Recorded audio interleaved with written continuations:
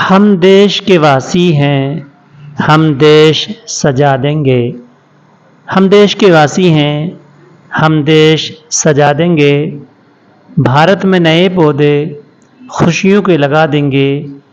जब फूले फलेगा जब फूले फलेगा ये सरसब्ज चमन होगा, तब इसकी बहारें हम दुनिया को दिखा देंगे।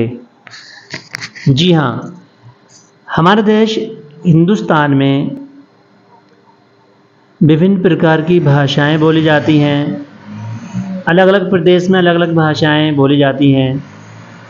विभिन्न प्रकार की वेशभूषाएं होती हैं, यानी अलग अलग यूनिफॉर्म यूज़ करते हैं। अलग अलग प्रकार के भोजन होते हैं। अलग अलग प्रकार के धार्मिक त्यौहार होते हैं। यानी बहुत सारी चीज़ों में डिफरेंस है, बहुत सारी चीज़ों में इख्तलाफ है। मुस्लिम समाज के त्यौहार आते हैं, मुस्लिम समाज पूरी धूमधाम से अपने त्यौहार मनाता है।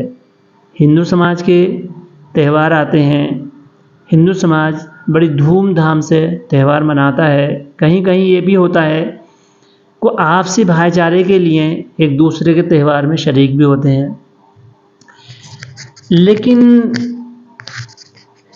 जब 15 अगस्त आता है तो इस त्यौहार में विभिन्नता में एकता दिखाई देती है।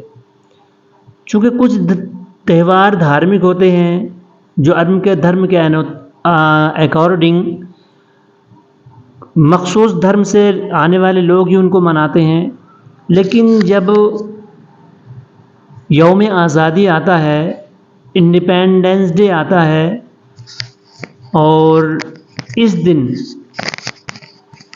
सभी लोग देश के कोने कोने के, चाहे वो किसी भी धर्म से रिलेटिव हो, चाहे वो कोई सी भी वेशभूषा पहनता हो, चाहे वो किसी भी प्रकार का भोजन करता हो, चाहे वो कैसा भी हो, लेकिन इस दिन सब एक धागे में पिरो जाते हैं और सारे एक साथ होकर अपने अपने हिसाब से हुब्बुल वतनी का सबूत देते हैं, देशभक्ति का सबूत देते हैं, और इसी में बेपनाह भाईचारा दिखाई देता है।